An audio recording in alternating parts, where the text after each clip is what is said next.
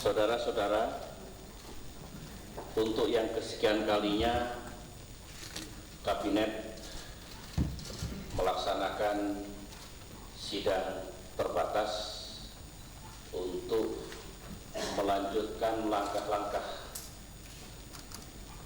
pengelolaan perekonomian nasional di tahun yang penuh dengan tantangan ini.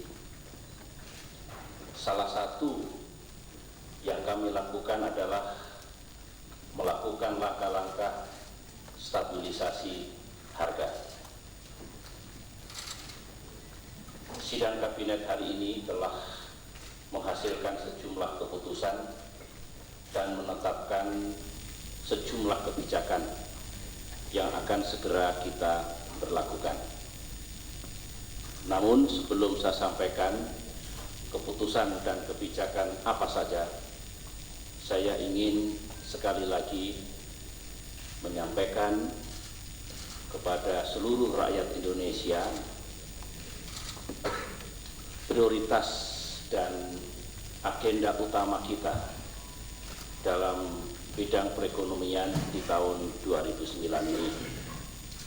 Saudara-saudara para wartawan barangkali sudah pernah mendengar, tetapi feedback yang kami dapatkan dari masyarakat luas yang saya ikuti dari berbagai media massa, saya masih melihat belum semua memahami kebijakan dan langkah-langkah yang diambil oleh pemerintah dewasa ini.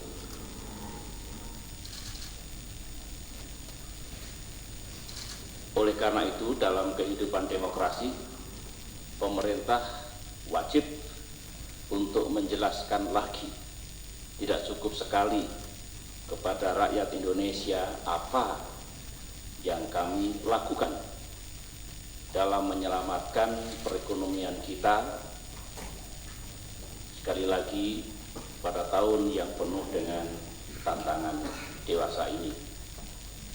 Saudara-saudara, kami telah menetapkan 7 prioritas di bidang perekonomian yang berkaitan langsung dengan upaya mengurangi, meminimalkan dampak dari resesi perekonomian global yang sudah barang tentu berkaitan pula dengan upaya membangun kembali ekonomi kita pasca krisis 10 tahun yang lalu. Pertama adalah terus melanjutkan upaya untuk mencegah pengangguran baru atau PHK, dan manakala terjadi PHK kita bisa melakukan langkah-langkah penanggulangan. Yang kedua, berkaitan dengan itu kita juga melakukan berbagai upaya, termasuk melaksanakan stimulus pertumbuhan, mengeluarkan kebijakan yang meringankan dunia usaha, termasuk insentif fiskal, agar sektor real kita dapat kita jaga. Kalau sektor real terjaga, maka kecemasan kita terhadap gelombang PHK yang berlebihan tidak terjadi. Ketiga, prioritasnya adalah kita harus bisa mencegah inflasi yang tidak semestinya. Ini berkaitan dengan stabilisasi harga yang menjadi agenda dari sidang kabinet hari ini.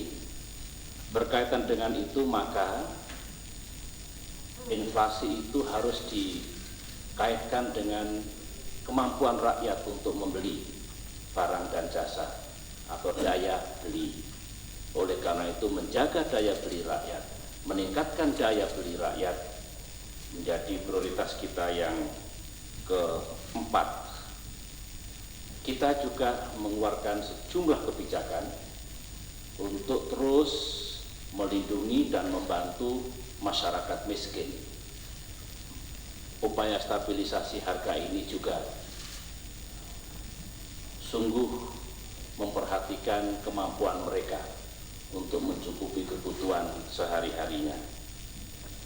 Yang keenam, yang juga kita jadikan prioritas, bahwa pangan harus cukup tahun ini dengan harga yang tentunya diharapkan bisa dijangkau, sekaligus energi, utamanya bahan bakar minyak, bahan bakar gas dan listrik juga dapat kita kelola kecukupannya sehingga bisa memenuhi kebutuhan perekonomian kita di tahun 2009 ini.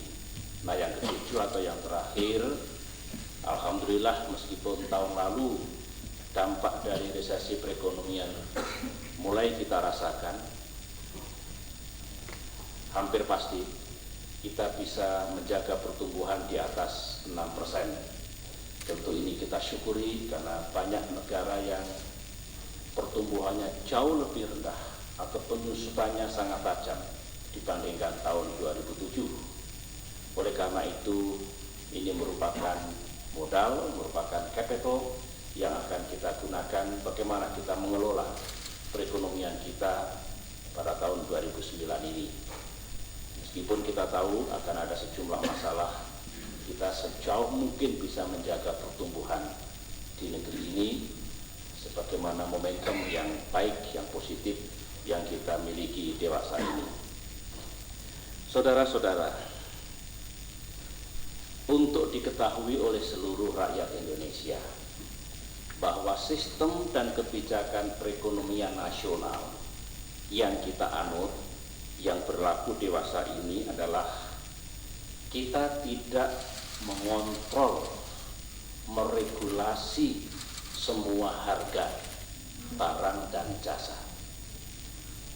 Ada sebagian yang kita regulasi, yang kita atur harga barang atau jasa itu, dan selebihnya diserahkan kepada hukum ekonomi, mekanisme pasar yang berlaku, yang juga berlaku di negara manapun juga. Sebagai contoh, saudara tahu, yang kita regulasi ini, yang kita atur harganya misalnya BBM. BBM yang diregulasi, yaitu premium, solar, dan minyak tanah. Juga tarif dasar listrik, juga beras dan gabah. Ini contoh. Sedangkan yang lain tentunya kita serahkan kepada hukum dan logika ekonomi, permintaan dan penawaran, supply, demand, production, consumption, sebagaimana yang berlaku. Jadi kalau ada yang berpikir pemerintah harusnya bisa menetapkan semua harga, bukan itu pilihan kebijakan yang kita anut selama ini. Kita mengenal sistem ekonomi sosialis, sistem ekonomi komunis yang menetapkan, mengatur semua harga, mengontrol harga. Yang dunia memberikan pelajaran model seperti itu gagal dalam prakteknya. Oleh karena itu, yang kita pilih sudah tepat, ada yang kita regulasi, yang betul-betul memenuhi hajat hidup orang banyak, yang betul-betul berkaitan dengan konsumsi rakyat kita. Selebihnya tidak. Saudara-saudara, masih berkaitan dengan arti sebuah harga, barang dan jasa. Saya mengatakan harga yang diharapkan, misalnya beras atau komoditas pangan yang lain, itu mesti tepat.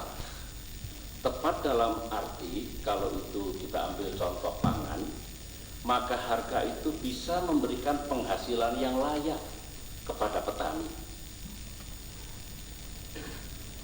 Tidak adil harganya tiba-tiba jatuh, petani yang sudah menanam komoditas pangannya tidak dapat apa-apa atau sengsara atau menderita.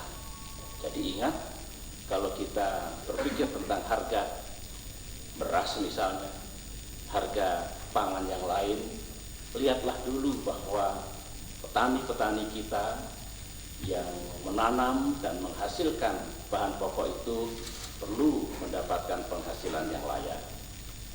Namun di sisi lain, harga itu juga bisa dijangkau oleh komponen yang lain.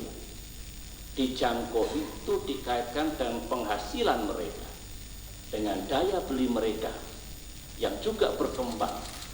Harga bahan pokok misalnya tiap periode pemerintahan berkembang cenderung naik, demikian juga daya beli dan penghasilan rakyat kita harus dibaca berpasangan. Jangan dibaca satu bagian saja, harga sembakonya, tapi tidak dilihat bagaimana perkembangan penghasilan dan daya beli rakyat kita.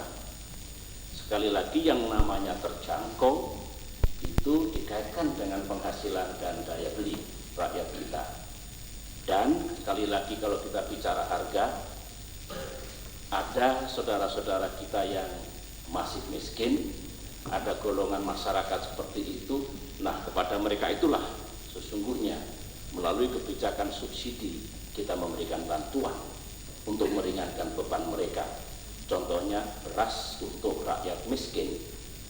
Kemudian dalam keputusan sidang kabinet hari ini nanti juga akan ada harga komoditas tertentu yang menganut sistem ini, memberikan bantuan khusus kepada masyarakat miskin.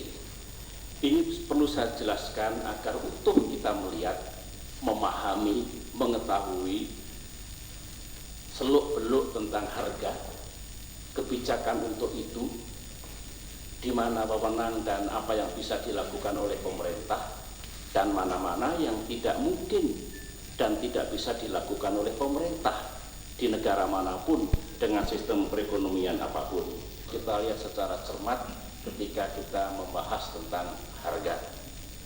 Ini realitas, ini praktek, bukan lagi teori ataupun wacana, saudara-saudara. Dengan pengantar itu, maka yang dapat dilakukan pemerintah yang harga barang itu selama ini diregulasi, maka dalam sidang kabinet ini kita langsung menetapkan perubahan harganya. Memang dalam kewenangan kita, dalam kemampuan kita, menjadi bagian dari kebijakan kita. Yang tidak diregulasi, tidak mungkin kita tiba-tiba menetapkan harga komoditas A sekian, komoditas B sekian, komoditas C sekian. Itu akan merusak semua kehidupan perekonomian. Tetapi yang kita lakukan melalui kebijakan yang kita pilih, dan kita bahas tadi dalam sidang kabinet ini, diharapkan ada dampak langsung dan tidak langsung bagi penurunan harga barang dan jasa itu. Sesungguhnya masuk kembali kepada mekanisme pasar, tetapi pemerintah berperan dengan mengeluarkan kebijakan ataupun insentif yang berkaitan dengan sektor atau dunia usaha itu. Saudara-saudara, dengan pengantar dan penjelasan itu, maka saya akan menyampaikan apa yang telah saya putuskan dalam sidang kabinet ini dan akan menjadi kebijakan pemerintah. Setelah tadi juga saya menerima laporan dan presentasi dari para menteri yang sudah menggodok berhari-hari, mempertimbangkan juga pandangan dan saran dari Wakil Presiden, maka keputusan dan kebijakan itu mencakup hal-hal sebagai berikut. Pertama, harga bahan bakar minyak kita turunkan kembali untuk premium dari harga yang sekarang Rp5.000 per liter menjadi Rp4.500 per liter, atau turun 25% sejak 1 Desember 2008. Solar